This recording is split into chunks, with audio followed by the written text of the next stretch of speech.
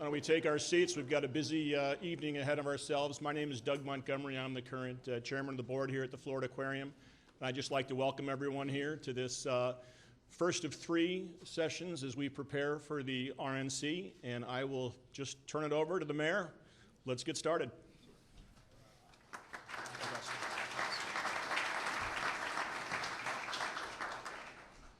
Everybody ready? First of all, thank you to all of you that took the time out. I haven't been outside in a little while. I don't know if it's still storming or not, but for all of you who, on Election Day, appropriately, and I hope everyone voted, that you came out tonight to hear a presentation that we've been looking forward to giving for quite some time. As many of you know, we're hosting a little party in about 2 weeks. It is the biggest thing that this city has ever undertaken, and I've been around for a very, very long time. This is my 3rd tour of duty at City Hall going back to 1987, so I lived through 3 of the Super Bowls. And I will tell you unequivocally that the amount of work that has gone into this and the amount of time that we have spent on it and the magnitude of what we are about to undertake surpasses all of those events if you added them all together and probably multiplied them a few times. Understand something, and I want you to be as proud as I am of what we're about to do. Other than the Olympics this year, this will be the 2nd most watched television event in the entire world. And this is Tampa's opportunity to tell its story in ways that we could never have imagined 10 years ago that we would be in a position to do. I mean, we are going to dance on the international stage like we have never danced before. And the long-term exposure as a result of this is going to pay dividends for decades. And I think when people look back at what we are about to undertake and what we are going to do successfully, they will say 10 years down the road or 15 years down the road that this was a pivotal moment in Tampa's development. Is it without its challenges? Of course not. The magnitude of this, when you think about the number of people that are coming here, the 15,000 journalists that will be here, the delegates, the visitors, those who have contrary opinions to what's taking place in the building, provide for a very dynamic environment. And we understand that. And what I want you to understand is that, number one, we've tried to be as transparent as we possibly could throughout this process and get as much information out as we possibly could, because this is your event too. And we also recognize that, particularly for folks who live in the environment in which this event will be held, is that there will be challenges. And we want to talk about some of those challenges today. And we want to make sure that you know everything that we know and that you can plan your lives accordingly. Will there be traffic? Absolutely. Will there be security issues that we don't control at the local level? You bet there will be. Will there be some confusion? Will there be road closures? Will there be a dynamic here that we've never seen before? Absolutely it will. And we get that. But for me, and I hope for all of you, the opportunity to pull this off and to tell the entire world what a great place this is to live and to raise your families and, more importantly, to invest is without parallel. And so we're going to have to deal with some of this. And we understand, and we're going to try and make sure that we put on a safe event, that we put on an event that everyone walks away feeling good about Tampa. Will there be confrontations with some? Probably. But we're going to deal with it respectfully. We're going to deal with it surgically. And we're going to make sure that everyone has an opportunity to exercise not only their First Amendment, but also participate in a very, very safe and enjoyable convention. I'm excited. I mean, I am really, really excited. And this staff that you're going to hear from today has been working really hard over the last year and a half to prepare for this. I mean, this is not a one-day event. This is a 5-day event with the entire world watching, and the security dynamics associated with this are unparalleled. That is why it's declared a national special security event. That's why we got $50 million in security-related money. We are bringing to Tampa an additional 3,000 law enforcement personnel to assist Tampa Police Department and the Sheriff's Office. And I can't tell you how thankful we are that David G. and the Hillsborough County Sheriff's Office has been such great partners for us. We could not have pulled this off, Ed, without the Green Team and without David G. and the SO. And so we really, when you see the green uniforms and the blue uniforms, they are one team. And when you see David G. and you see Jane Castor, that is one unit, one focus, and we are absolutely in debt to the men and women of the Sheriff's Office, and we thank you for that. But this team that you're going to see here, and I'm going to introduce them all, they're going to go through a little bit about what they do, what to expect in their environment. We've got a PowerPoint for you, and then we want to answer your questions. And if you haven't The way this will work is we are passing out index cards for anybody who has a question. Get an index card, we will collect the index cards, and we will try and answer as many as we can. Now, we're not here to rehash the ordinance. We're not here to rehash what was in the ordinance. We're not here to debate Romney's policies or President Obama's policies. That's not the purpose of this. So I hope all of you will understand. This is not a political event. You know, we're not here to debate Wall Street. We're not here to debate anything else other than the impact that this is going to have on your life and what we can do to mitigate it. And we want you to walk away with as much information as you can possibly get so you can plan your lives accordingly for these 5 days. All right? I'm going to introduce them first, and then Chief Castor is going to come up. Obviously, we all know our rock star police chief. She is...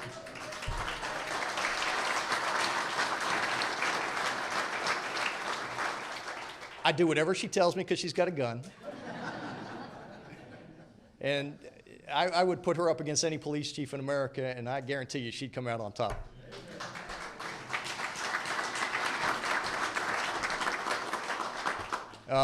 Transportation and parking, we also have Lee Burkhoff from Tampa Police Department. Just raise your hand as I introduce you.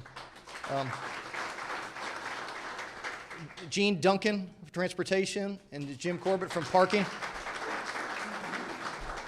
We have our Heartline representative, Steve Rosenstock, is here to represent Heartline. Solid Waste, Tanya Brickhouse, who runs our Solid Waste Department.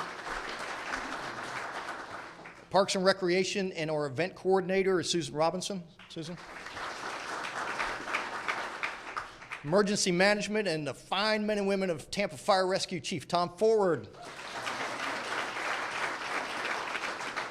And then we're going to talk a little bit about the call center and Alert Tampa and some of the things that you can do proactively. We'll talk a little bit about the RNC website. But when it's all said and done, for us as Tampanians, this is not a political event. This is an economic development opportunity. This is our chance, ladies and gentlemen. This is our chance to tell Tampa's story to the entire world. We're never going to get this chance again. And so we want to make sure that when the world sees us through the lenses of those thousands of cameras, and when they see those bridges lit up, and when they see our downtown looking as good as it has ever looked before, and when they get to meet all of you, and they get to hear Tampa's stories, not just Tampa, but Ybor City and Seminole Heights and Sulphur Springs, and get to tell the story of Tampa, Florida, it's going to be an amazing opportunity for us. And I couldn't be prouder to be not only your mayor, but a part of this great team. So, Chief Castor, come on up.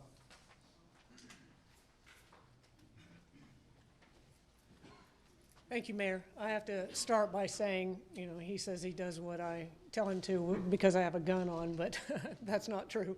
I just want to thank him. I tell you, we couldn't have done this without the support of the mayor, and he has been there. And I tell you what, he is down in the weeds. He knows exactly what's going on at every level of this event. So thank you so much for your support. When we were given the RNC, I knew that we would be successful based in large part on our relationships, our law enforcement relationships here in the city of Tampa. As the mayor alluded to, the Sheriff's Office and the Tampa Police Department, in essence, work as one agency. Unfortunately, that's not typical nationwide, and we are as one agency, even though they aren't in the right color uniform, but we are. And also on the state level, all of our local Tampa Bay area partners, and on the state level and then on the federal level as well. Everybody's worked as a team to ensure that this event is safe.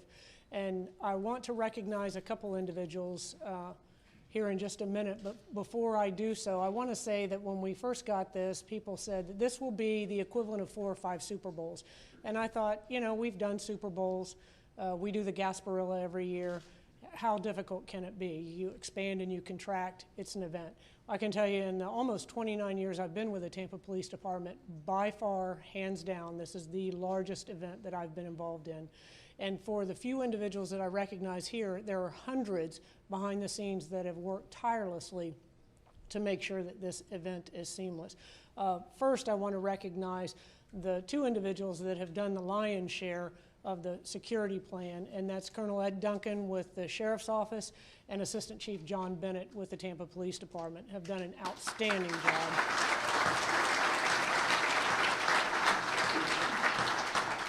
and Chief of Staff Santiago Carrata, our City Attorney Jim Schimberg, and my partner, I'd say in crime, but you know, you're Chief Tom Forward, have all worked very, very well together as a team to make sure this is a success. And I get asked quite often, how will you define a successful event?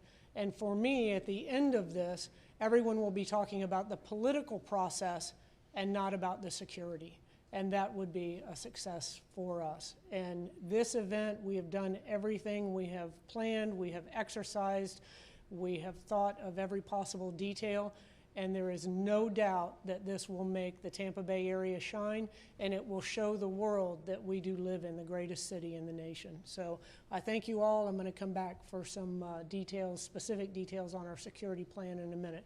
But thank you all for coming here this evening.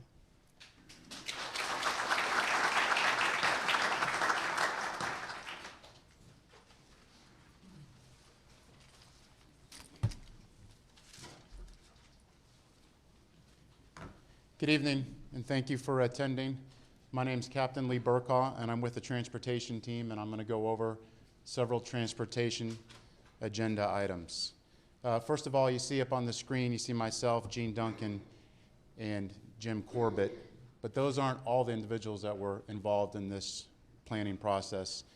Like the chief said, I've never seen all the law enforcement officers and agencies come together like they have for this planning. I mean, the Secret Service, HCSO, Florida Department of Transportation, the Selman Expressway Authority, Florida Highway Patrol, Pinellas County, St. Pete, Clearwater, you name it, every agency in this region has come together, not only for this transportation plan, but for everything. And that's really contributed a lot to the success of what we've accomplished so far. The transportation plan, in addition to planning with all those agencies together, we're actually coming together for the week of the event and putting all of our heads in one place, in one command center. So in addition to the planning, we can all be together for the event and utilize all the resources to make it a success. Up on the top screen, you see the road closures. If you recall back on July 23rd, the Secret Service put out their press release, which included the transportation plan. It was a 14-page document that discussed road closures, parking closures. What we're going to try to do in the next couple of slides is make sense of that document and simplify it for you all, for the residents. Up here on the screen, you see the road closures. The road closures are highlighted in red and suggested detours. The first item that jumps out on everybody is the Selman Expressway is in red and it's closed. How does that affect me? If you use the Selman, the upper levels are still available. So if you commute from Brandon to Tampa, you'll still be able to use the upper levels like you normally do. It'll reverse exactly the same and that won't be changed. If you don't use the upper levels and you still want to use the Selman, the exit to get off going westbound from the east is 50th Street, and going from the west, from down on Gandy Boulevard, would be Willow. And that information's up there. The suggested detours you'll see on the map are all highlighted in green. And all the maps that we're going over today and everything that we have is on our website, and that's the tampagov.net/RNC. The times of the road closures, the majority of all the road closures with the exception of the Selman, Saturday the 27th will go in effect at noon. The Selman, we restricted that window as much as possible to minimize a disruption, and that will go in effect on Monday, the 27th at 12:30 in the morning. We'll open the Selman back up before the rush hour that Friday, August 31st at 5 a.m.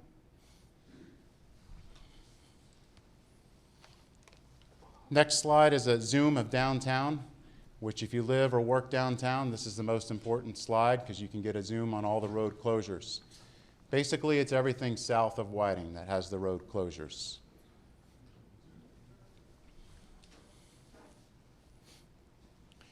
When you look at this, if you work downtown, and when we come up to the parking and how to park, Jim Corbett will go over that. One of the things we talked about Super Bowls and other ways to explain this. The way I refer to it in an analogy is if you take the Super Bowl and you put it in downtown's footprint in that geographic small area, as opposed to over on Dale Mabry, and instead of just one day, you do it for 4 or 5 days in a row. And unfortunately, no matter how good of a traffic engineer or a traffic cop you are, there's going to be traffic congestions and delays. It's our goal to try to minimize it and make it as best as possible as we can. And from putting our heads together and working around the Secret Service footprint, this is what we could come up with. First one, if you live on Harbour Island or work on Harbour Island, how do you get there? On our website, we've put this Harbour Island Detour on here. And basically, you're going to use the beneficial bridge and you're going to use Meridian to access Harbour Island.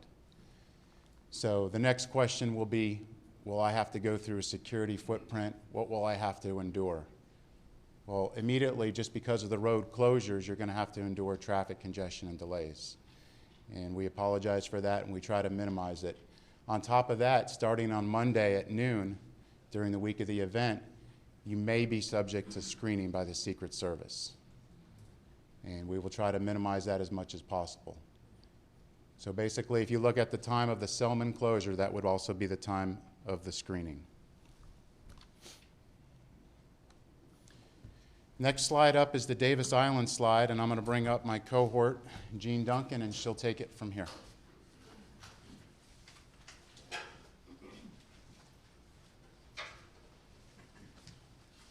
Thank you, Lee.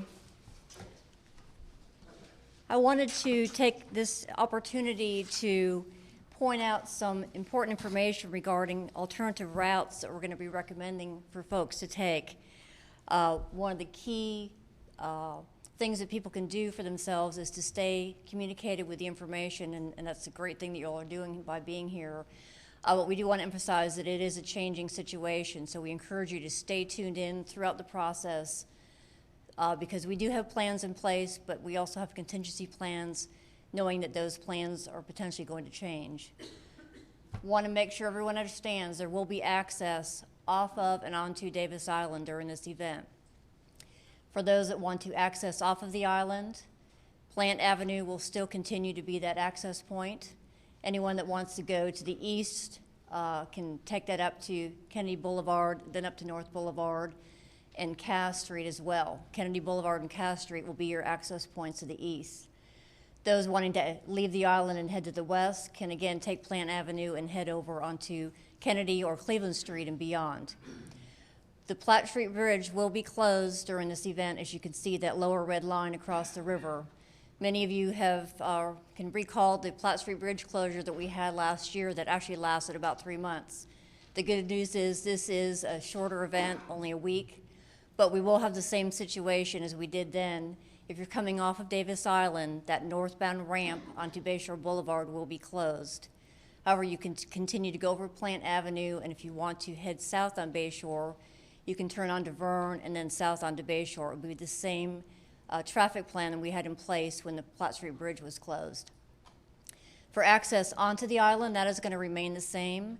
Hyde Park Avenue will still be open and available.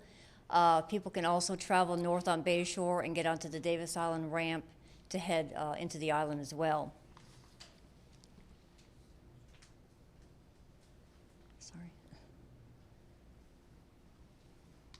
Sorry. The other important information we want to make sure everyone understands, as most of you are aware, our trauma center is located on Davis Island. You can see try to use my pointer here. You can see the H on the top of the island. Tampa General Hospital representatives have been in close communication with us, as well as our fire rescue folks and TPD. There are some alternative routes that people will decide to take during this event.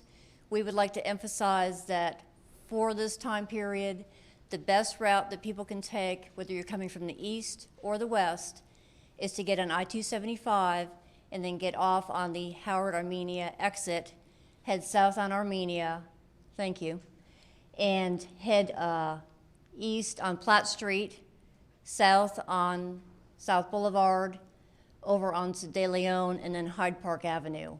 The interstate is going to be the best option for everyone coming to the hospital. We have some, in yellow, other alternative routes shown on the map. If people decide they want to get off on the Selman at 50th Street and come in on Adamo, or otherwise, there are ways to get across the river on Cass Street and Laurel. We're not recommending that because it's going to be a more circuitous route. But if people choose to do that, we will have temporary and permanent signage, the blue H signs that will trailblaze people to the hospital in the event that they decide to come that direction. Again, our message is to stay on the interstate, get off on that Howard Armenia exit, and head east towards the hospital through that route that's shown on the map. These maps, again, are on our website, and it is also recommended that if you have a situation that seems to be urgent, Chief Ford can talk more about this, but we're urging people to use good judgment, and it may be a decision that you make to use an ambulance instead of driving yourself, because the ambulance will have a much better means to access the hospital than a vehicle with passengers driving will have.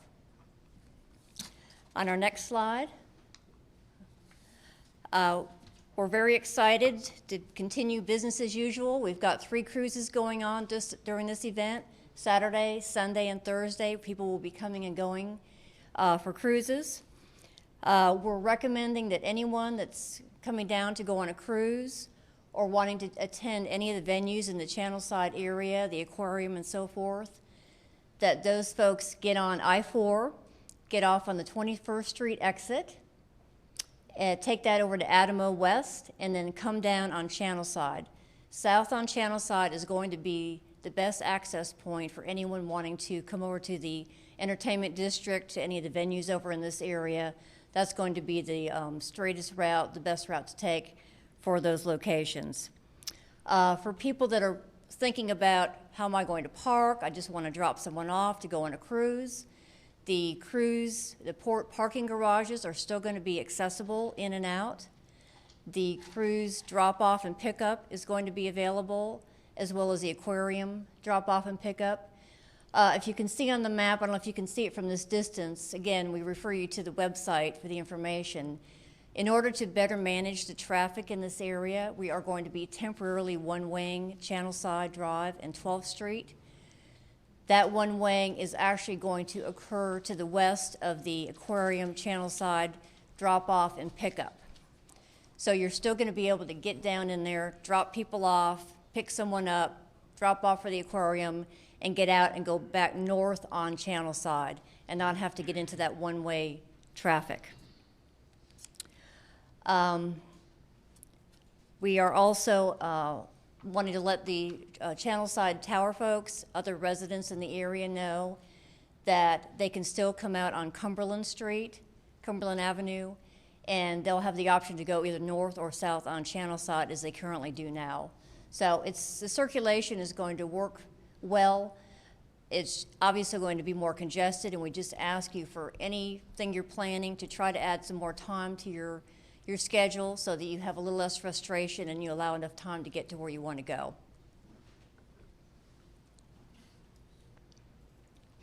Sorry, I'm not sure where I'm clicking here.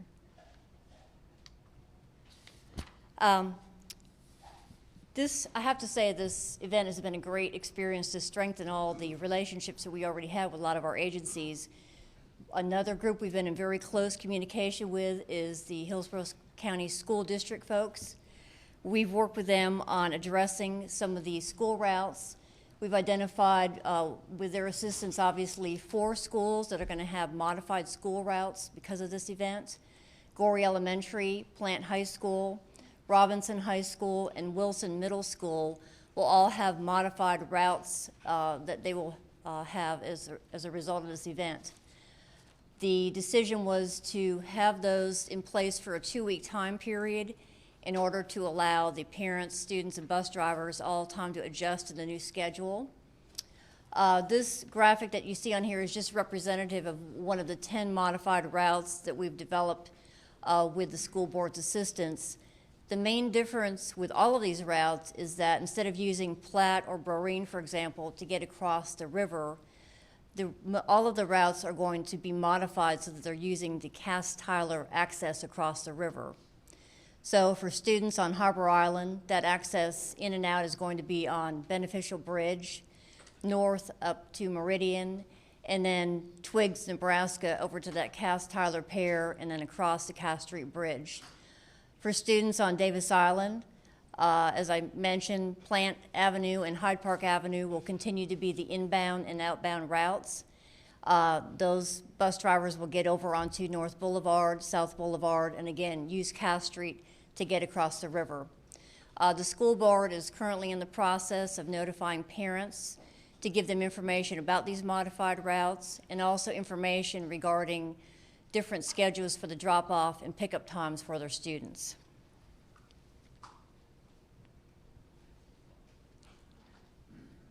Sorry. Apologize, I didn't get a chance to try out the logistics here.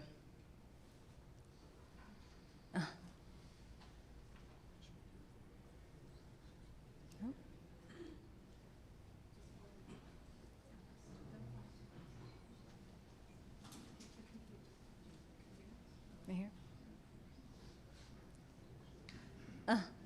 Sorry about that. We've done some planning for our transportation options. We want to make as many provisions as possible for people to use alternate transportation, such as getting dropped off or picked up, using cabs, using buses, driving themselves. We want to have options available for all those things. So we've done some planning for our cabs and our drop-off and pickup options. Over on the west side of the downtown area, we will have a cab stand available. That is going to be at the Ashley and Whiting Street intersection. We also have made provisions for some overflow parking on the across the river on Parker Street, with the idea being that those cabs can continually feed over to the Ashley Whiting Street stand so that we can have as much availability as possible for our residents and our guests. We also have on Ashley Street a drop-off pickup area. I want to emphasize that's active loading and unloading. We don't want people just sitting and staging there. But if you're wanting to drop someone off or get dropped off into the downtown area for purposes of going to work or otherwise and not wanting to drive down here and park, we recommend that people take Tampa Street to Whiting and then make a right on Ashley. Right on the east side of Ashley at Whiting, there is going to be a active loading area where you could drop off or pick someone up, and then those folks can continue on foot to their destination for their job or otherwise. Over on the east side of our downtown area, we will have another cab stand located at 12th Street and Channelside. We are expecting this to be our busier hub, accommodation for quite a few cabs over in that location. We also, as I mentioned before, are planning to have that temporary one-waying of Channelside and 12th Street. Those cabs will be able to come in and then access north on Meridian to get out of the area and then come back down Channelside to feed in again to take more passengers. If folks are wanting to be able to drop off or pick up in this area, we, as part of the one-waying, we have designated the north side travel lane of Channelside to be an active loading and unloading. So if you'd like to come and drop someone off, pick someone up, you can plan on using that northernmost lane on Channelside to do that. It's actually located under the existing Channelside parking garage. There is a bit of an overhang there, so there's a little bit of shelter if it's raining or hot. But again, we're emphasizing that that's an active area. We'd like those pickup and drop-offs to occur very quickly so we don't cause any further congestion. We also expect a lot of activity over in the Ybor City area. Lots of activities, lots of events and so forth. There are 3 existing cab stands located at 15th, 17th, and 19th Street at 7th Avenue. Those are going to be available and ready for customers. We also have made some accommodations, expecting a lot of limousines in the area. We've identified a lot off of Palm Avenue between 21st and 22nd Street, and so we're going to be encouraging limos to go and park in that area and stage and get out of the traffic flow. We're also expecting a lot of buses to come in. A lot of people want to come to Tampa and experience the event. There will be a number of buses coming in with groups of people. So we've made some provisions for a couple of lots up off of 12th Avenue. One of them will be a 24/7 lot. The other one has a limitation because of lighting, but it will be available during the daytime. And there's also some parking spaces on the street as well. So we're working with the Downtown Partnership, the Ybor City Development Corporation, and our Special Events Office to get this information out so that bus drivers can be aware that they have a place to stage and not circulate around in the traffic and cause more congestion. So with that, I would like to let Jim Corbett, our parking manager, give you a little bit of information about the available parking that's going to be available.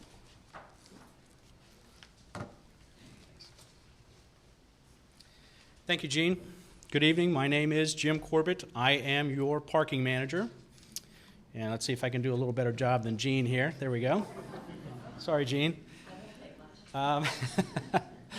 I'd like to direct your attention first to this map of the downtown area here. We're going to talk first about the off-street parking inventory that is available downtown. And those are represented by these larger green shaded areas here. You'll see the bulk of the green shaded areas, of course, are north of the Kennedy and the Jackson Street corridor there. We are directing folks to take advantage of those areas primarily because of their size.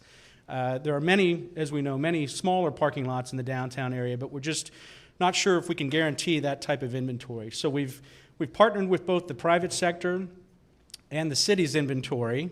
And the city's inventory, of course, are represented by the yellow stars that you see there.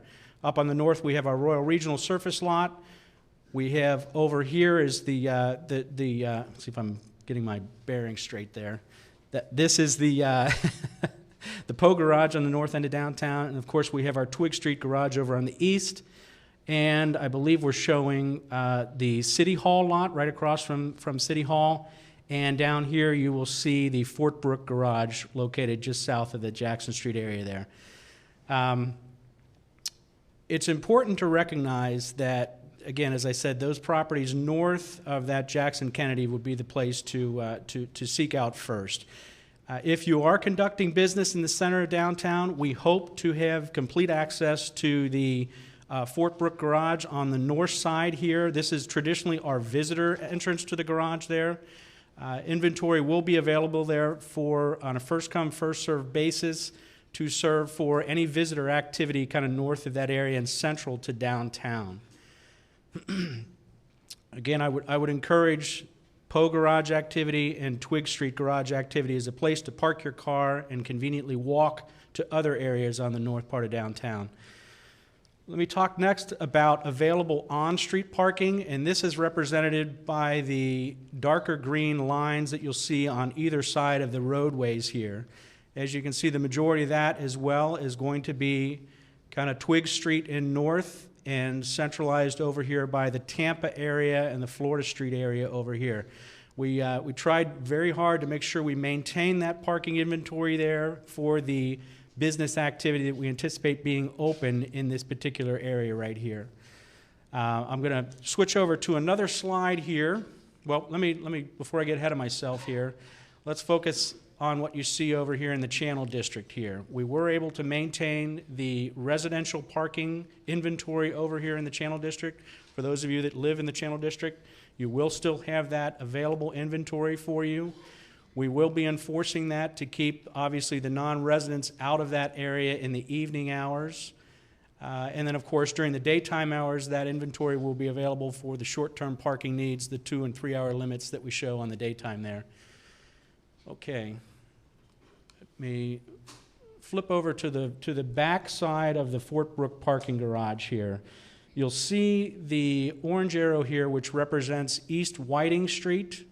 Essentially, this is what we understand to be the vehicle perimeter here. Anything south of the Whiting Street border there and needing access to park in the Fort Brooke Garage or any of the other permit locations over here east of Florida Street, north of Broreen, but south of Jackson, will be directed to come southbound on Tampa, eastbound on Whiting, and then southbound on Franklin Street here. Pointer's not doing well.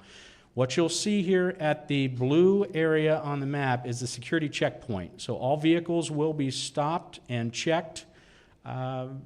We're being told that the checkpoint should probably be somewhere between 1 minute to 2 minutes, possibly even 3 minutes, depending on the scenario.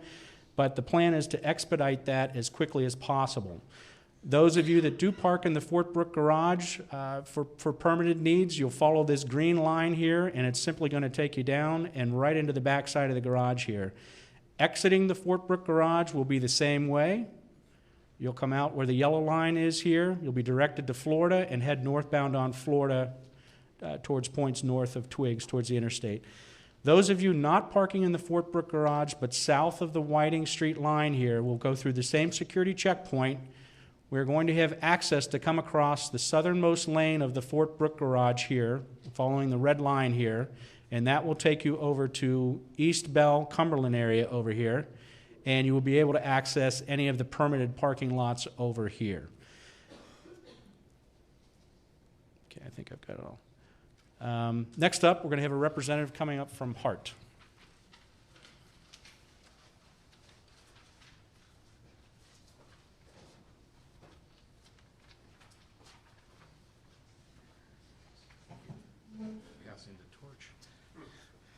Good evening. I'm Steve Fagenbaum. I'm the Service Planning Manager at Hart. I'm pinch hitting tonight for Steve Rosenstock. People do get us confused often, but I'm the better looking one. But he's smarter. So anyway, if you can bear with me tonight, I'm going to try to zip through my presentation and allow more time for the other presenters and some questions. At Hart, we've been meeting diligently with the local committees, and also we have formed our own team internally within Hart to work on the very distinct problems that we have in trying to serve the RNC convention. And it has been an interesting time for all of us. With respect to the Hart service, most of our service in the downtown, we will be centering it towards our Marion Transit Center. We're not going to have a lot of service south of Twig Street. Also, we are going to try as much as possible to adhere to our existing schedules.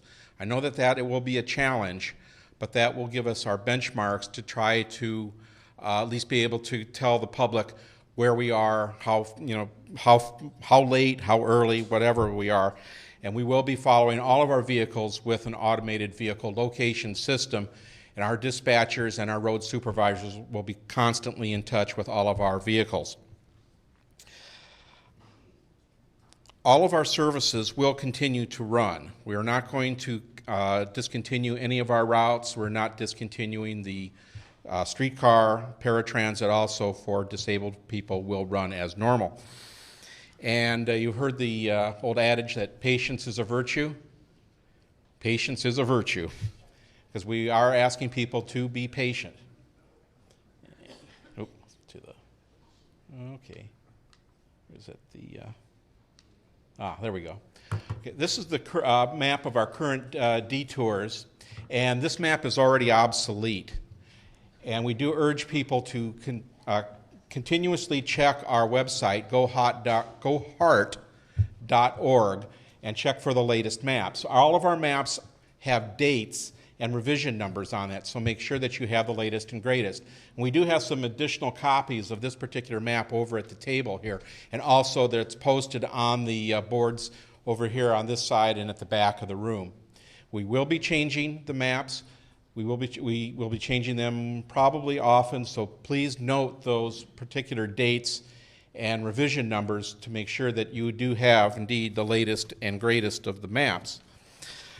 You'll notice on this, the streetcar line will be truncated, where we will not be having service to three stations: the Whiting Street station, the Dick Greco Plaza, and the Forum station, and that's because that is in the secure zone, and the Secret Service is not too happy about letting the streetcar in there, so we don't mess with the Secret Service. And anyway, again, you can also see from this map how our service is going to be centered more towards the north part of the downtown because of the various street closures and towards our Marion Transit Center. Also, we are providing a few additional services, some special routing and some special shuttles. Our downtown express service will continue as normal. All of our expresses will continue to run, and again, they will run on their existing schedules.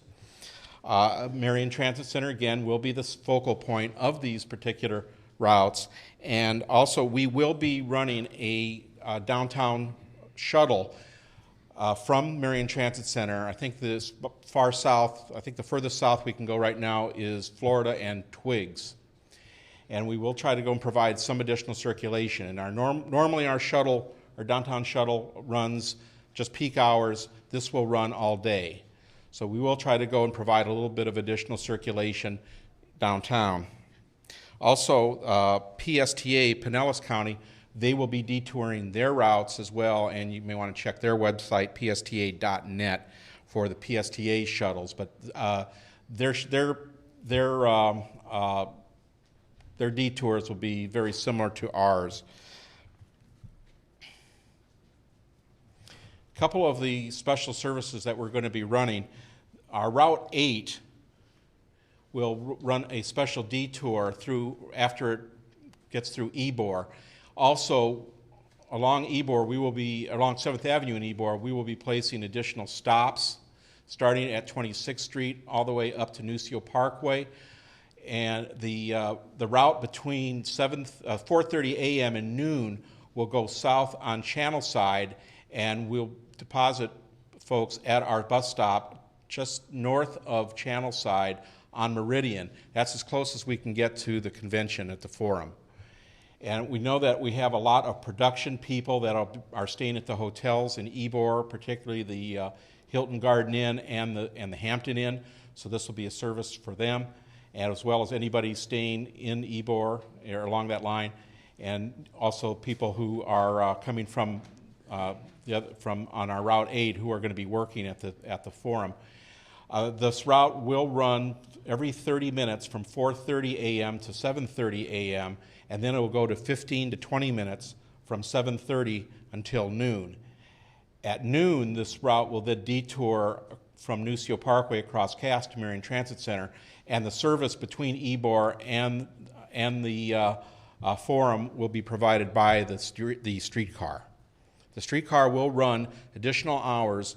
The streetcar will run from noon to 12:30 a.m. throughout the convention.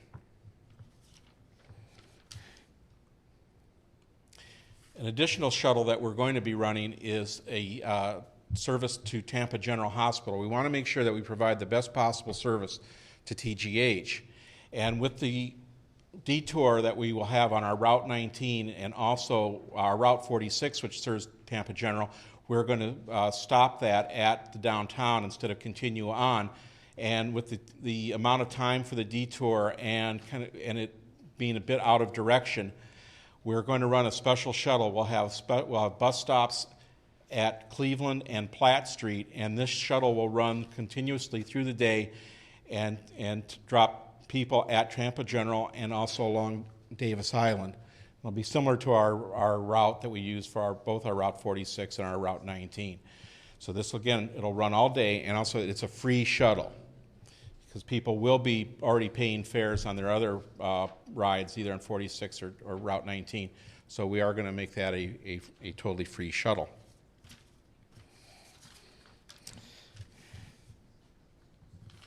All right. Hey, I'm almost done. Okay, fare purchases, you can purchase as you do now, cash on board, $1.75 one-way cash fare, or you can purchase an all-day pass for $3.75. Streetcar, there is a ticket vending machine at every streetcar station, and the tickets that are dispensed at the streetcar stations are also valid on Hart buses. The Customer Service Center will be open from 6 a.m. till 8 p.m. throughout the convention. And also we do offer an online transit store, gohart.org. There is a section in there that you can order tickets and they will be mailed to you, and you can put them on your charge card. And we do offer a 3-day for $11, a 3-day all ride pass. It is unlimited rides for 3 days, and also a 10-pack of the single day passes are available for $34, and that is a discount of $375 over purchasing 10 tickets individually. Again, we ask people to anticipate schedule delays. We are going to try to maintain the schedules as best we can, as close as we can, but we do know that there will be service interruptions. We also know that there will be detours that we do not anticipate. We're trying to keep everything fluid. We've got contingency plans upon contingency plans upon contingency plans, and those will probably still not be enough. So we're going to have to do a little bit of thinking on our feet, and we've done a little practice on this, and hopefully by Thursday when the convention's over, we'll be pretty good at it. And also we encourage people to sign up for our special newsletter, our RNC Rider Alerts. You can go again to gohart.org. We'll be happy to send you out via email special alerts. Also, we do ask that you arrive early to the bus stop, plan ahead. Again, allow additional time. If normally you take a bus, maybe your bus is at 6:30, we would ask maybe you go and try to get on the 6 o'clock. Just try to plan that it's going to be a little bit skewed. That again, patience is a virtue, but we will do our best to try to keep everything rolling, everything on time, because that's what we do. Our charge, our mission is to move people through Hillsborough County and move them as efficiently and as effective as we can. And also, if you are into the social media thing, I'm not, but if you are into that, we do have Heart on Facebook and Twitter, and so check that. And in fact, the nice thing about that is that I'm sure we will be getting updates from folks who are actually on the bus, and they will say, well, we're 40 minutes late on the one. So that'll help give you some clues as to what's going on, but we will monitor everything. We do have the capability of monitoring everything. Our dispatchers are ready. Our operators have been briefed. They're ready. So hopefully we will be as ready as we can be to provide the best possible service during this event. Thank you.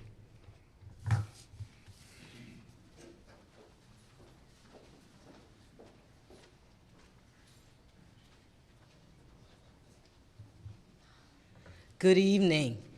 What an exciting time. I tell you, it's a lot of details, but all that shows is that all the preparation has gone into getting ready for what I believe is going to be the largest event in Tampa's history.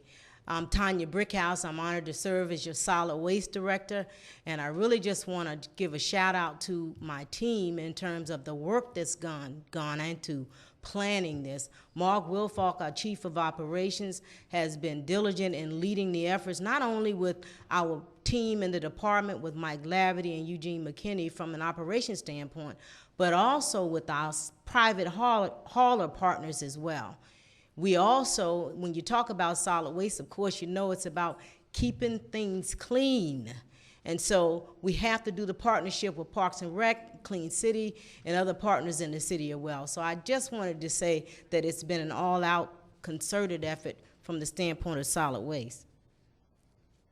What I want to do now is just briefly walk through some of the things that we've done. We've had some pre-event activities that are planned. We've got some events that are actually be during, and of course post. First and foremost, we're actually executing our pre-event events. Letters have gone out to neighborhood association presidents, residents, and businesses in the areas that are impacted, meaning Downtown Partnership, Ybor Channel Side, Harbour Island residents, and also Davis Islands residents. We are also, like I said, working with vendors to make sure that we have all the discussions as it relates to, and you'll note there's a lot of removal of stuff when it comes to solid waste indicated in the pre-column. Removing receptacles or putting locks on things that could be moved, swapping out things. A lot of these things have required a lot of meetings, a lot of discussions with our customers, interaction with the residents, etc. But the bottom line is we want to make sure that our solid waste receptacles are secure, those are retrieved as necessary and before the event. A lot of communication. Of course, we've posted a lot of information on the website as well. During the event, mostly what you'll see is we'll be running a modified schedule. A number of staff members will support the EOC, will support the Joint Information Center. We'll also be providing staff to support the call center.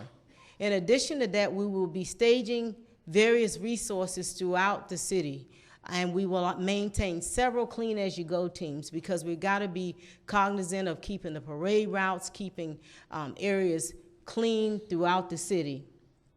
One of the things that I also want to emphasize is we are also at the beck and call of TPD in terms of using our resources to support whatever security or safety initiatives that they may deem necessary as well. Post-event, of course, we want to get things back in order, get back to regular schedule, make sure that we return carts and other receptacles that have been retrieved, getting in preparation, remove locks, get things back in order.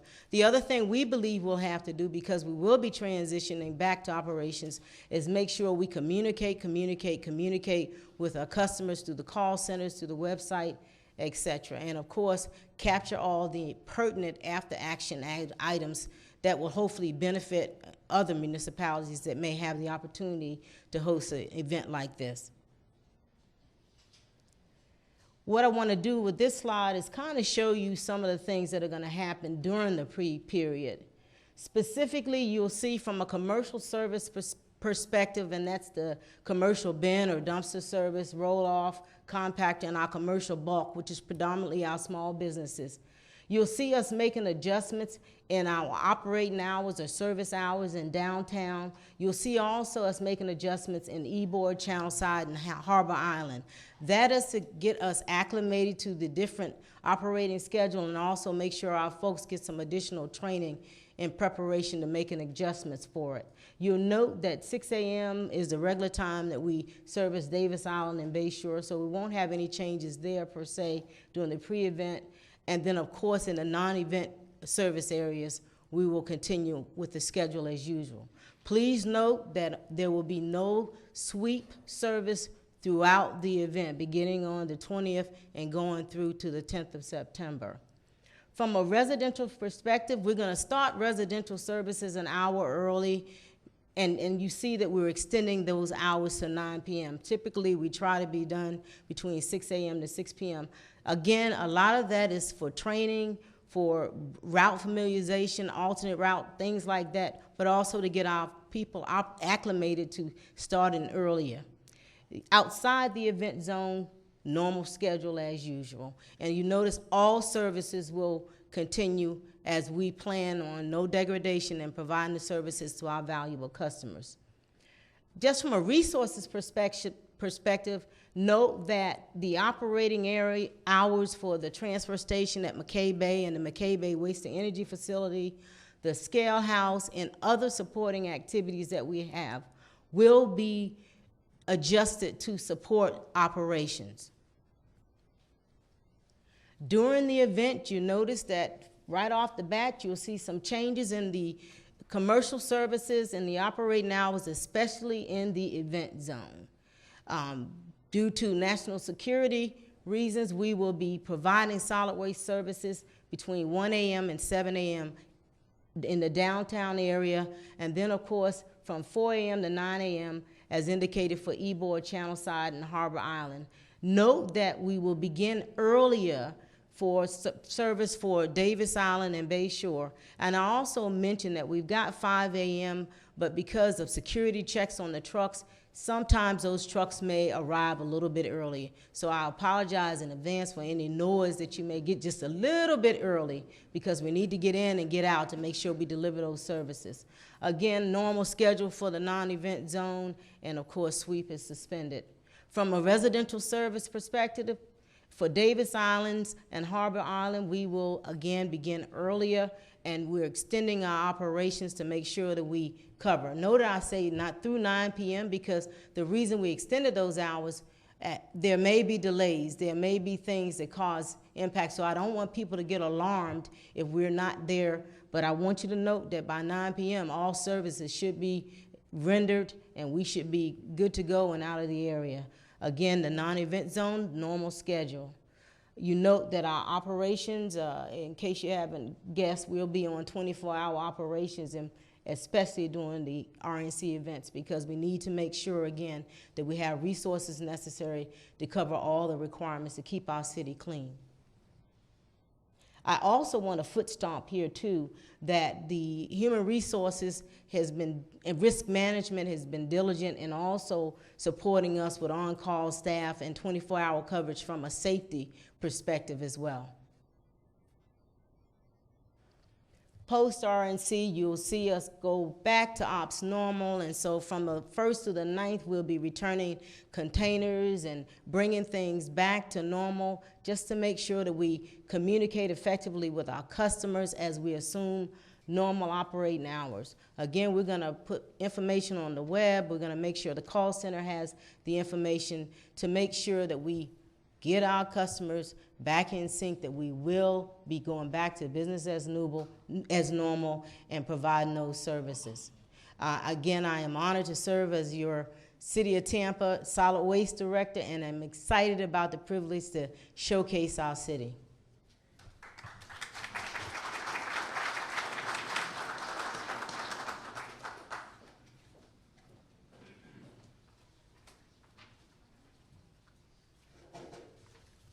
Good evening. I'm Susan Robinson with the Office of Special Events with the Parks and Recreation Department.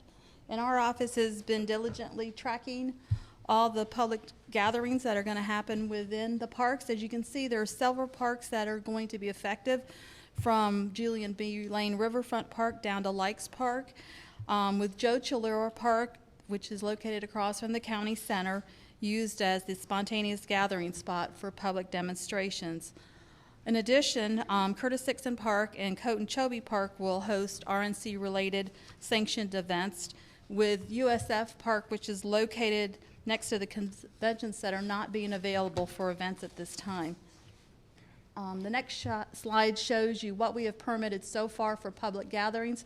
They're located throughout the city, the downtown area, on different days, and at this time we're still taking applications, so you will see the event schedule change once you check our website. This slide shows the parade route in the public viewing area. The official parade route runs west on Washington Street, turning south at Morgan, east on Whiting, and then south along Nebraska. The goal of the parade route is to minimize disruption for traffic. Daily parade schedules will start from August 27th through the 30th with the hours of 9 to 11 p.m. daily, and each parade slot is allowed 90 minutes for their time frame. There is also a public viewing area which will get you in sight and sound of the Republican National Convention. There are two viewing areas, one located on the Leroy Selman Crossway Expressway along Jefferson Street, and the other is on Nebraska up to Boreen. And additionally, we will have a speakers platform which is located at Nebraska and Walton, and your speaking times will allot you 30 minutes for each time frame. And I'm pretty short and sweet. Thank you.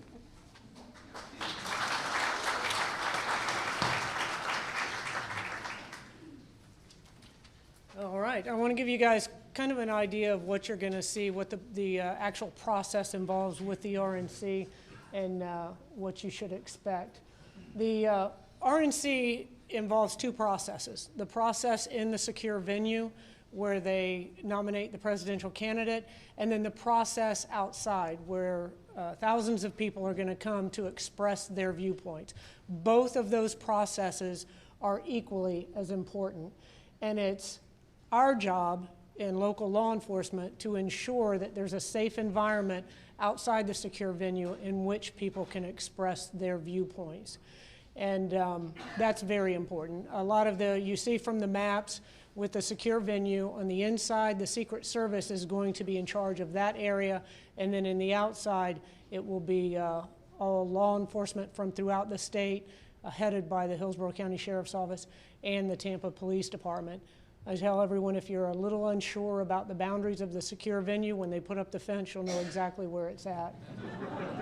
Now, one of the things that has been very successful for us in the Tampa Police Department over the last 9, almost 10 years has been our crime reduction strategies. And if I can brag for just a second, we have reduced Part 1 crime in the city of Tampa by 64.3%. And we've done that.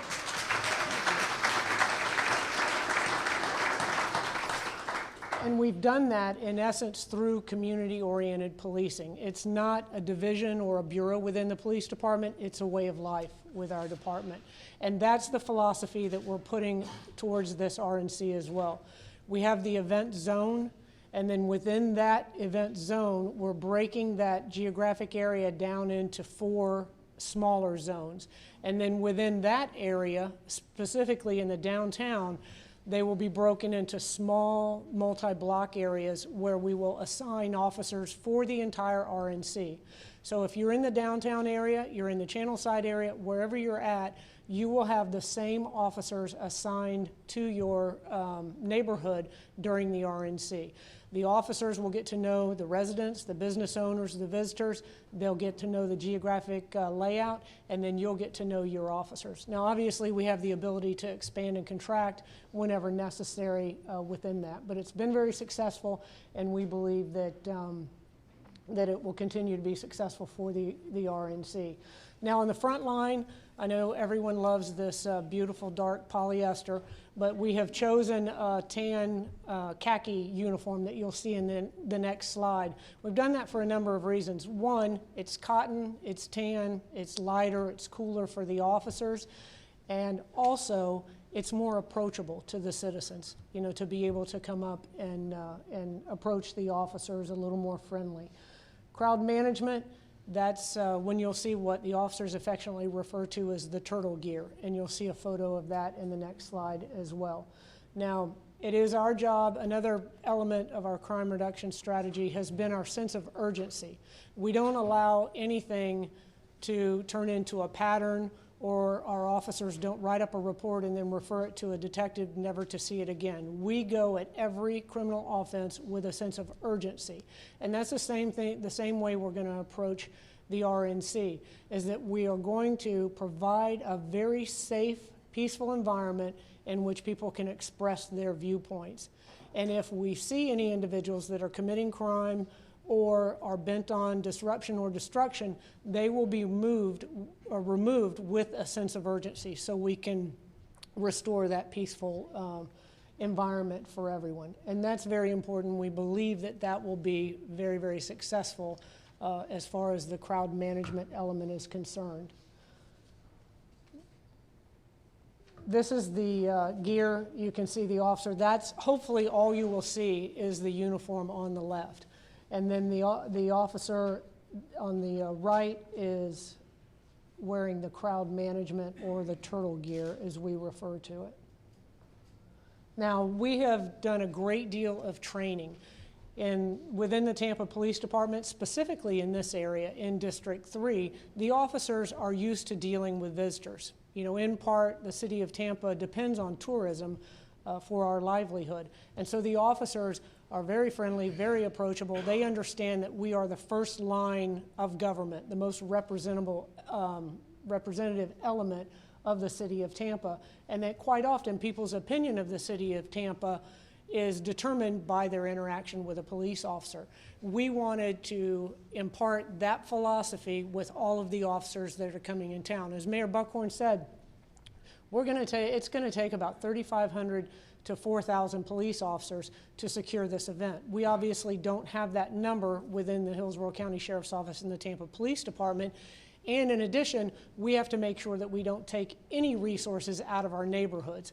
So we've had to go throughout the state to bring officers in. The officers all get 10 days of intensive training, crowd management training from the Department of Homeland Security, is outstanding training. Every officer has been through that. We also give the philosophy and the First Amendment training. And the golden rule at the Tampa Police Department is that everyone is treated with dignity and respect. And that's what we are imparting for all of the other officers statewide as well, is that they have got to show a great deal of patience, restraint, and just allow people to express their viewpoints. And we have put a great deal of effort into that training. And also the supervisor and commander training, we just finished 5 two-day sessions. The last one was today. I started that out, again, explaining our philosophy of enforcement here in the city of Tampa and in Hillsborough County. And then Assistant Chief John Bennett finished up with 2 hours of exactly what we expect from the officers. This isn't the everyday policing that officers are used to, where we deal one-on-one with a citizen, a victim, a witness, a suspect. The officers are going to be expected in the crowd management contingent to act as a group. And so we're looking to all of these supervisors and commanders to ensure that the officers are acting as a group and acting appropriately. Some of you may have seen the taped message that Sheriff G and myself provided. That has been shown to all the officers that are coming here, again, expressing our expectations, our philosophy, and tone of enforcement.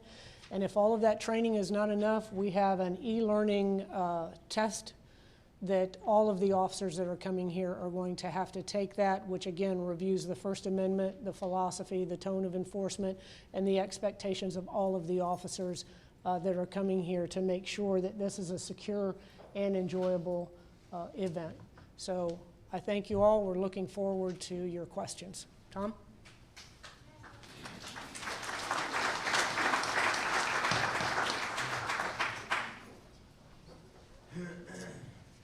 Good evening again and greetings. And as the mayor said earlier, in addition to my position as the City of Tampa's fire chief, I'm also responsible for maintaining the mayor's Emergency Operations Center in the Office of Emergency Management.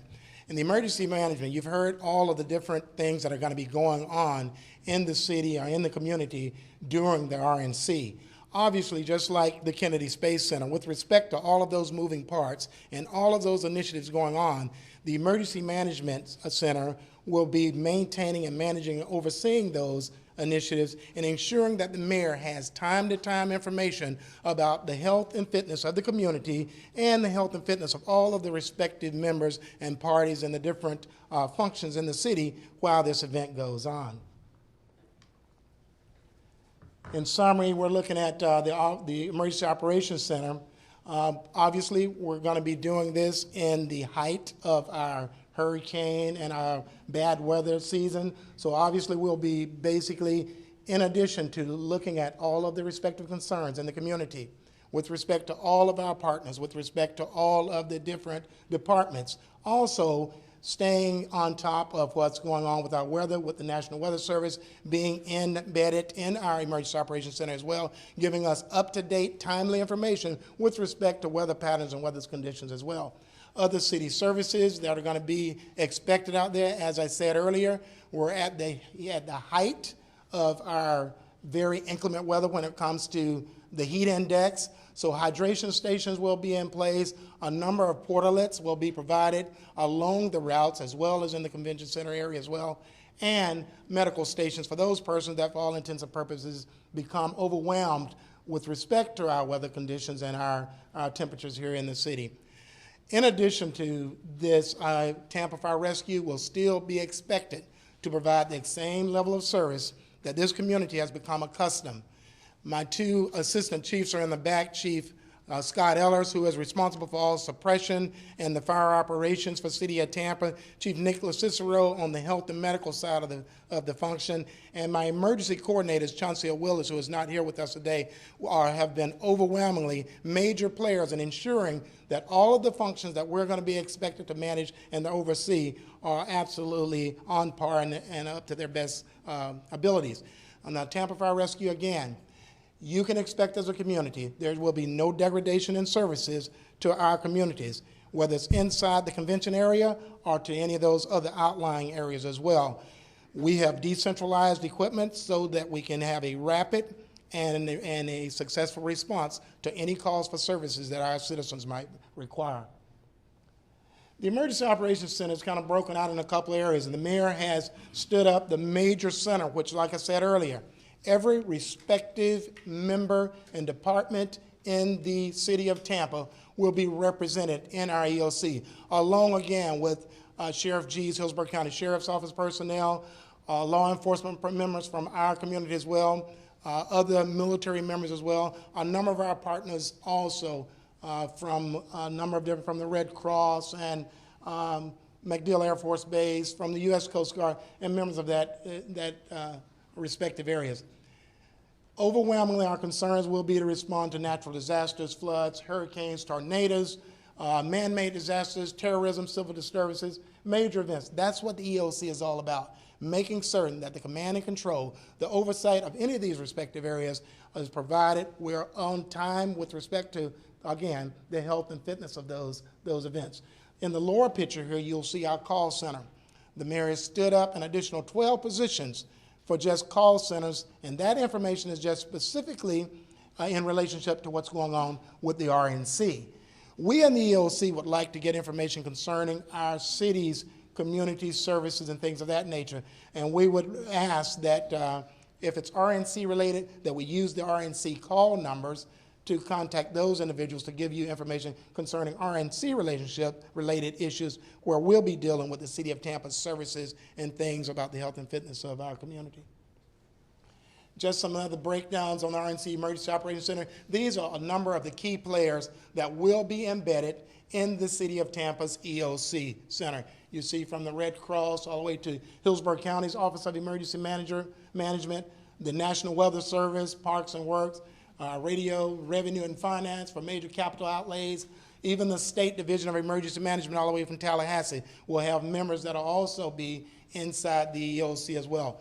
Tampa's Code Enforcement, Tampa Electric, fire members, obviously, Tampa General Hospital, TPD's personnel, Solid Waste, TNI, our Coast Guard, and other respective members, that for any respective issue that goes on in our community during this RNC, we will have a person inside the EOC that can make a decision to impact a positive outcome. Again, the Emergency Operations Center has 4 major focuses: the preparation to make certain when on the stand-up that everything is fit and ready to roll; the response in the event that we have any type of situation, we'll be able to provide oversight of that response; the recovery, or what should I say, the mitigation. What happened on that? The mayor may want to know exactly what we did, how many resources, how much funding, how bad the situation will. We'll be able to give him on-time information with respect to that situation, and obviously recovery, standing it back up, being able to roll again. I said the EOC main number you see there, 813-274-7700. That's specifically concerning any services in the city of Tampa. Those things that are, for all intents and purposes, if there is a concern that you have about those, please don't hesitate to give us a ring. If it's RNC related, we will ask that you contact our call center.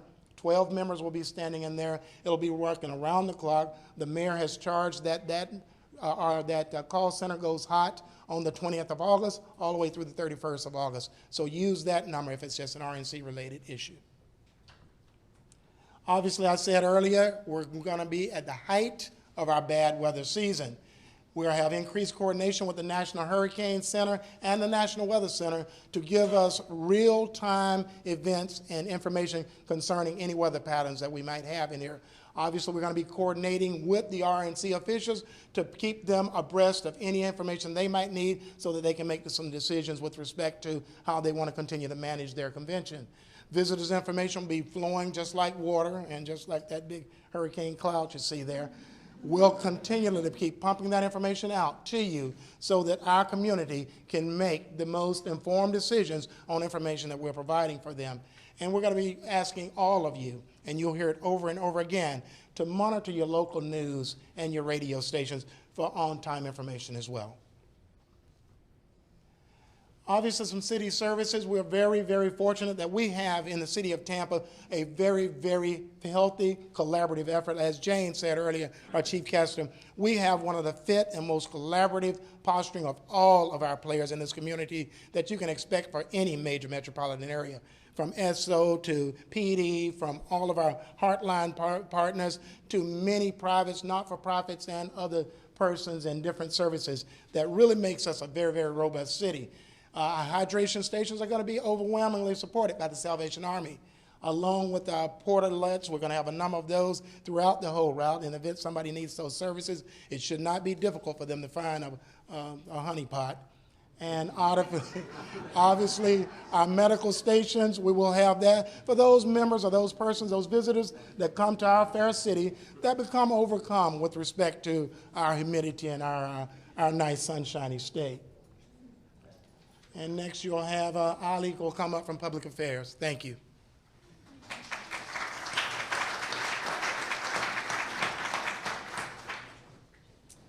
Hello, I'm Ali Glisson. I'm the Public Affairs Director for the city, and really my job is how to keep all of you informed throughout this event.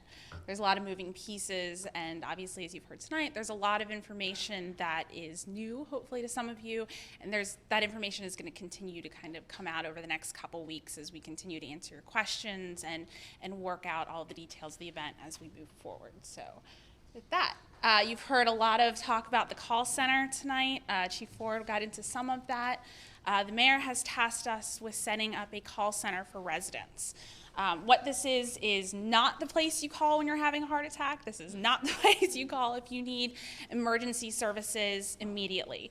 This number is really what you call when you are stuck in traffic and you need directions. It's what you call when you want to find out if a restaurant downtown might be open, you're looking for hospitality services, all of that.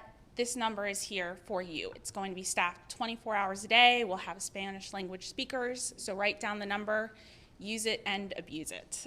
It's toll free. It's this 866-762-8687. Again, it'll start up on Monday, August 20th. It'll run that week before the event, and then it'll run obviously through the event through Friday, August 31st at noon. Alert Tampa, you probably heard a lot about Alert Tampa over the last few weeks. Since Tropical Storm Debbie rolled through, we've been really trying to push signups of this program. It is incredibly useful. It is mostly an email service, although we will text you, we will call your home phone if it is truly an emergency. Basically what it is it is our best, most useful means to get information to you. There's a spontaneous road closure, you'll get an email about it. The road opens back up, you'll get another email about it. There's changes to Tanya's solid waste department, you'll get an email about that as well. Really, what we want you to do is sign up throughout the event. It'll help keep you informed. There's two ways to sign up. You can sign up for informational notices. You'll get all of that about road closures and all of that. There's also just for emergencies. So that will just let you know the absolutely most critical information. If you want to sign up tonight, we've got some folks in the back by the door. They're happy to sign you up right here. Just give them your email address and we will be good to go. All right, tampagov.net/RNC. You've heard a lot of the speakers talk about this website. All of the maps that you saw at the beginning are on that website. A lot of frequently asked questions that we've already gotten from the community are on that website. We're going to continue to update it as we hear more feedback from the community and really check back with that website throughout the event as we hear that there's a road closure, there's some sort of situation that's going on. All of those notifications we put on that website as well. So if you don't want to sign up for the email, feel free to continue to just check this website. Okay? All right, Mayor, you're up. How about a round of applause for a lot of folks who've been working really hard?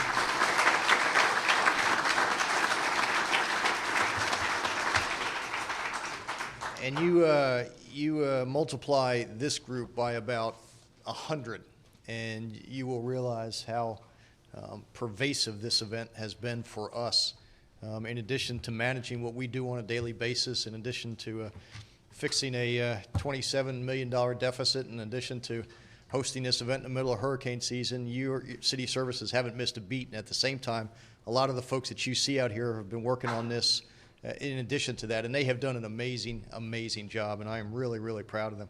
I'm going to go through most of these questions, given the time that we have, and then I will make time available for the staff if you have individual questions to come up and ask them. Some of these have been touched on already.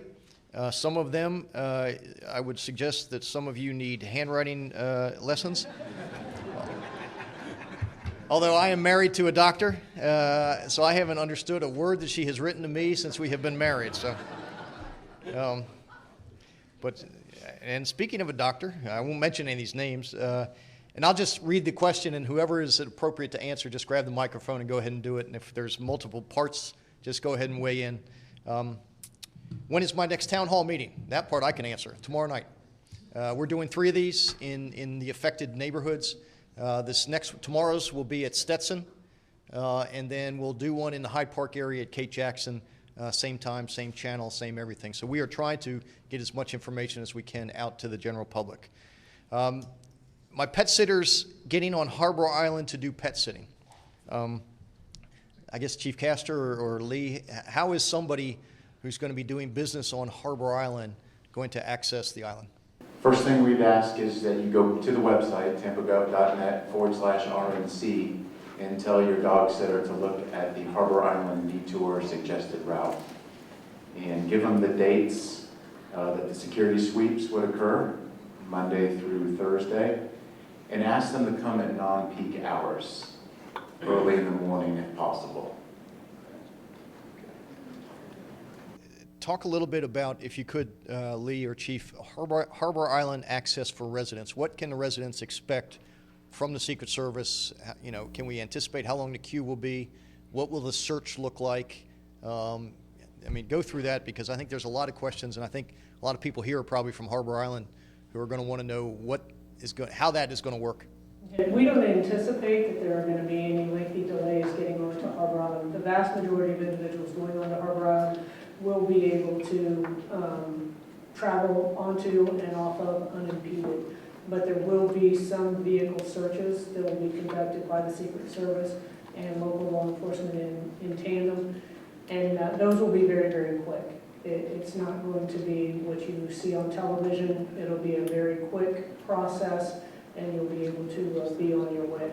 There will be one lane on and one lane off of Harbour Island. So the western portion will be more of a pedestrian bridge going across with the fence on that side, and then the eastern 2 lanes will be broken into one on and one off.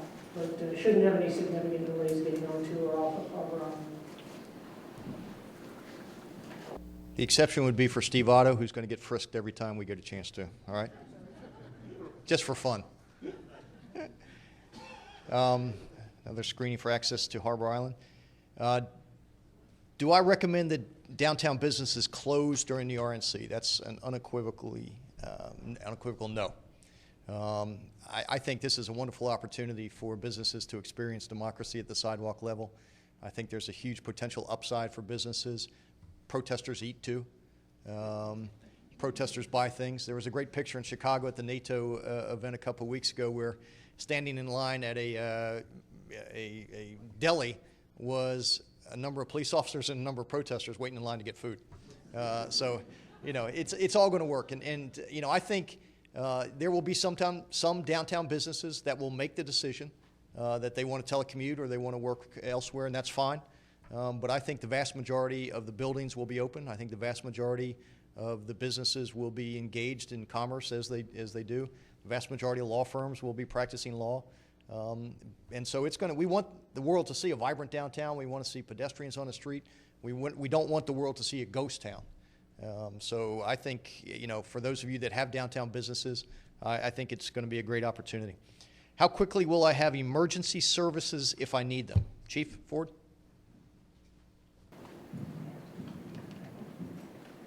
Again, thank you, Mayor. As I said earlier, we have decentralized equipment to ensure that regardless of your response and regardless of your location, that you should not see any degradation of emergency response. Now, where there may be checkpoint areas, depending on where you are, that may be the only thing that will even remotely totally hamper us, but we've worked it out really well with law enforcement with respect to our emergency response vehicles, that they're going to assist in making certain that those move and respond in the most timely fashion that we can get those to you. So from this point, I don't see any major degradation or slackness in our emergency service provisions with respect to any emergent calls. Here's a great question, and it came from Pastor Randy White from Without Walls, who's here. What is our greatest challenge? Can we speak to any of the folks here? Is there a need for, and I'm assuming he means members of his church that would be interested in volunteering and helping out and providing water or doing some of the other things. Is there a need? And if so, where can we direct Pastor White for his congregation if they wanted to volunteer? Because I know the RNC volunteer time process is closed out because that required security clearances and whatnot. Chief? And I'm going to say on the surface, I'd have to really default back to Chief Castor and Chief Bennett with respect to bringing any new alliances or new members in to be able to potentially volunteer, but definitely with the Salvation Army or with the American Red Cross, that would be the areas that I would look to go through first, and then in the event that we need increased manpower for provisions, they'll be able to give you some working zones or opportunities there, Pastor. RNC access as a vendor, and I'm assuming that means to the entire site, not to the secure zone necessarily, but Jane, perhaps if we can answer that one as well.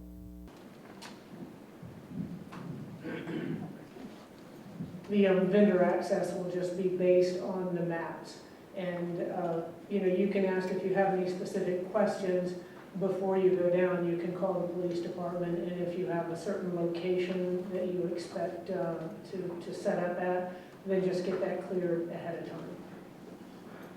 This question goes to the hours of operation of the actual event. And bear in mind, political conventions tend to run from about 4 o'clock in the afternoon until about 10 or 11 o'clock at night, at which point they disperse, they get on the buses, they go back to their hotels, or they go to the parties. Do we know what the session times are on Monday? The session times, Monday will be the most difficult. One, everything will be new, the traffic patterns and everything for everyone. So we ask for an extra dose of patience on Monday. Monday will be a double session. They will have a session that begins early, around noon or 1, and then the evening sessions are to begin around 6 or 7. But you have to understand that everyone has to be brought in to the actual venue. So traffic disruption, we would guess, would be late afternoon, Monday through Thursday, probably beginning around 3:30 or 4 in the afternoon. And then for that Monday, there's going to be an additional session earlier on. Okay. Street closing around Morgan and Washington.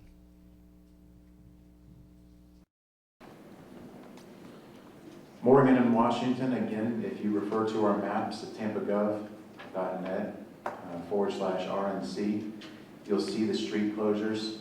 And one thing to note on there, these are the planned road closures. If you sign up for the Alert Tampa and an unplanned road closure comes, we'll notify you. When I went to Chicago for the NATO, there were several streets that were planned to be open and major thoroughfares that had to temporarily shut down.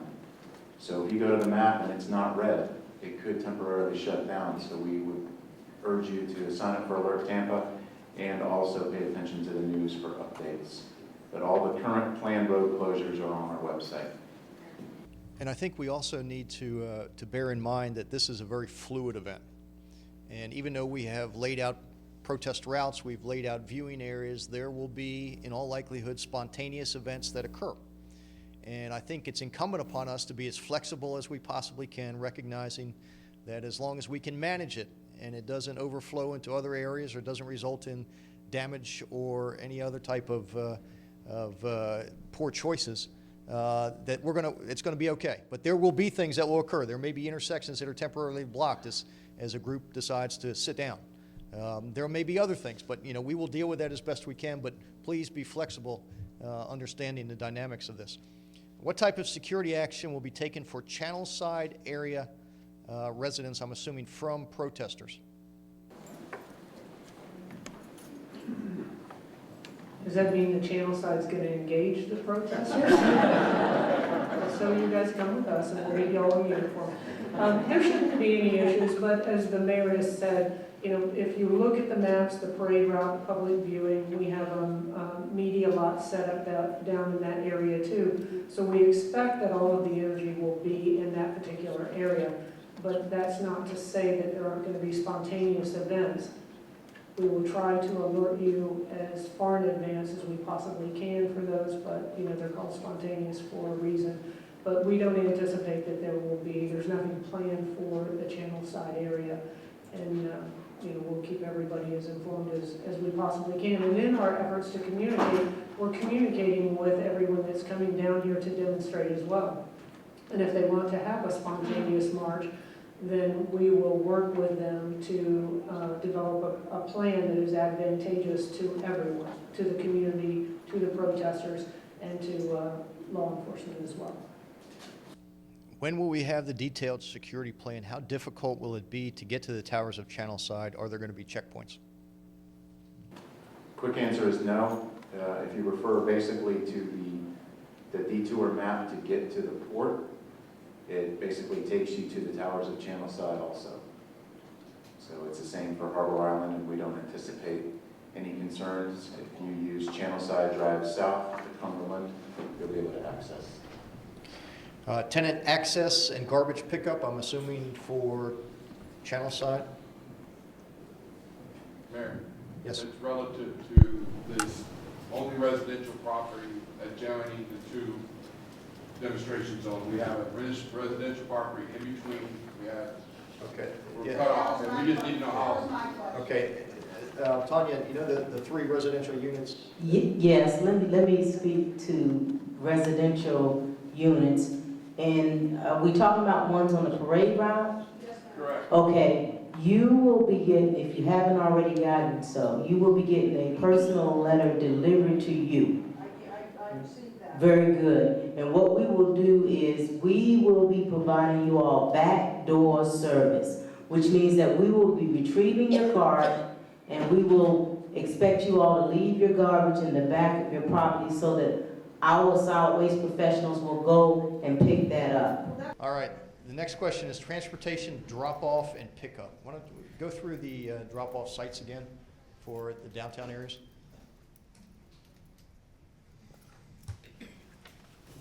So sorry, this is solid waste. No. I'm assuming it means people coming in and out of Oh, okay, downtown. I'm sorry.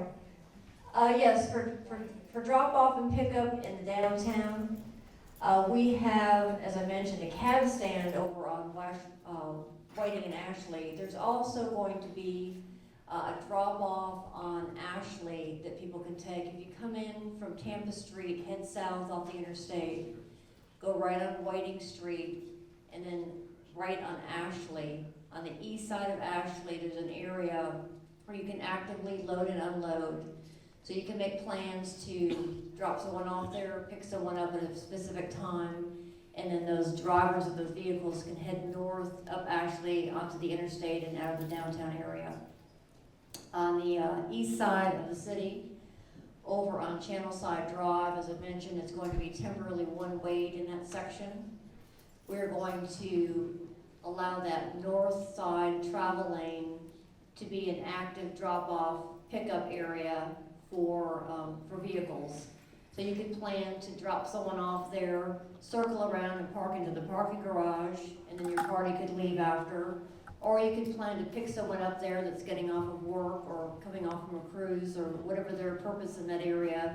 You plan to pick them up on that north travel lane on Channel Side, generally under the overhang of the parking garage is the area I'm talking about. It would be from 12th Street back to about where the aquarium circle is for drop-off within that area. So those are the 2 drop-off pickup points that will be available for people to plan on to use during the event.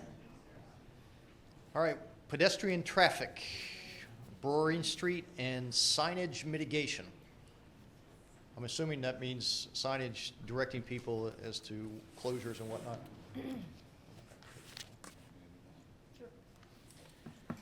Pedestrian traffic south of Boreen will need to have a credential from the Secret Service to access that point, and that'll be done through either Ashley Street or Channel Side. So if you have a credential and you're screened, then you'll be allowed to access at those 2 points. Are any of the paid monthly lots downtown going to be closed or subject to search for security, such as Morgan, Whiting, and one other lot that I can't read? There are a list of lots that will be closed. You will have to go through, as the previous slide had shown, you will be required to go through the South Franklin security check. That is the only way you'll be able to access the lots east of Florida Avenue as you're heading towards Morgan. And of course, you will have to access that through Cumberland and Bell, which will take you over to Morgan, and then you will be northbound on Morgan at that point. So primarily we're looking at the lots between Boreen and Jackson Street will be open, but as you get closer towards the parade route, along that parade route, I believe those lots will not be available. The private parking operators are making accommodations to work with their permit holders for those locations. If you want to carpool during the RNC, www.tampabayrideshare.org. I approve that message.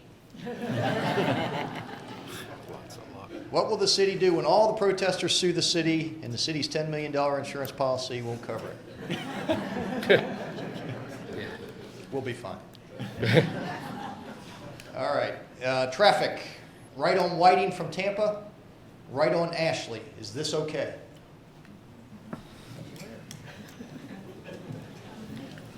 Southbound on Tampa to Whiting, you can make a left or a right. Preferably, most through traffic will be making a left turn.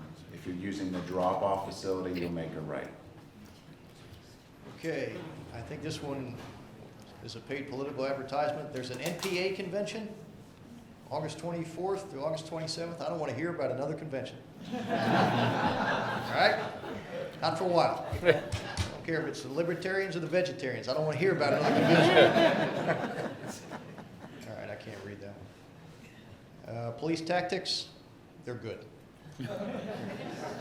All right. Regarding prohibited items with intent to do harm, how is this going to be defined and by whom? You can look at the event ordinance. We've also developed a pamphlet that we're going to pass out to everyone that comes to the city that has, it's a trifold, and you open it up and it has the map, it has all the watering stations, everything that you really need to know about downtown. And it also has all of those items that are prohibited within the event zone and within the public viewing area. And if it doesn't answer all of your questions, it has telephone numbers on there and that you can call and get the answers to your questions. And I think that just goes to show you how far we've gone to make sure that we accommodate everybody. We worked with the ACLU to produce this pamphlet. We included a lot of their verbiage in it. We want to make sure that everyone understands what the rules are before they get here, and what the expectations are, and what the ramifications are if they choose to make different decisions. But everyone will know. And we have been very, very aggressive about making sure that those folks who are coming here have this information in advance, including the hydration stations and the portable toilets, but most importantly, what we expect out of them. Protection of homeowners. Like the chief said, you'll be in the safest place in the world for those 4 days. Bayshore Boulevard improvements. Do y'all like them? Yeah. Doesn't Bayshore Boulevard look great? Yes. All right, here we go here. It is important that RNC attendees get a good image of Tampa on here. Notice Bayshore still looking under construction. Yes. Okay. Oh, okay. All right. The gist of it will the Bayshore improvements be ready by the RNC? For the most part, yes. The palm trees will still have the stakes on it because we need to secure those and make sure that their root balls grow. Many of the other stakes will be removed. A lot of the dead sod is being replaced. I will tell you unequivocally, we have gotten more done in a year in terms of beautification projects, in terms of aesthetics, in terms of amenities, because of the RNC. Now, we were going to do it anyway. And for those of you who had no life and read my plan, we were going to show, we were going to actually do this, but this has given us the opportunity to get so much done in a year, including the Bayshore improvements, including all the gateways into downtown, including the docks behind the History Center, including finishing the last section of the Riverwalk other than the one piece that we just got funded from the Obama administration. There has been more work done in downtown Tampa, and downtown Tampa has never looked better than it does right now. And you all, I hope, are very, very proud of how good this city looks.